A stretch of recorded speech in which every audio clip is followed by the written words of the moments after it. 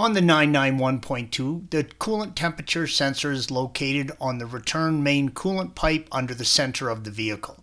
You will need to remove the underbody trays to access it.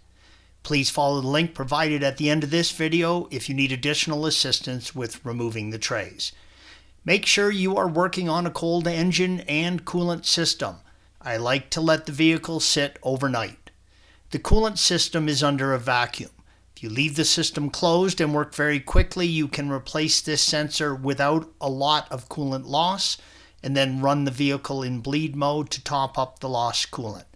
Otherwise, this is a really good time to give your system a complete flush and fill.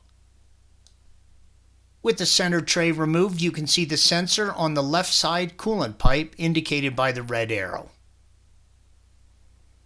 Squeeze in on the tab and pull the electrical connection off, red arrow. Use a 19mm wrench and remove the old sensor.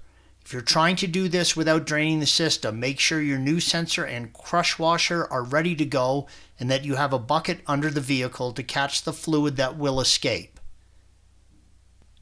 Whether you are reinstalling the old sensor or a new one, always replace the crush washer, red arrow. Installation is the reverse of the removal. Torque the sensor to 30 Newton meters or 22 foot-pounds.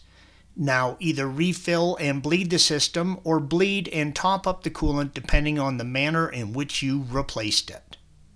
Thanks for watching. Be sure to subscribe to our channel and check out another video in this series.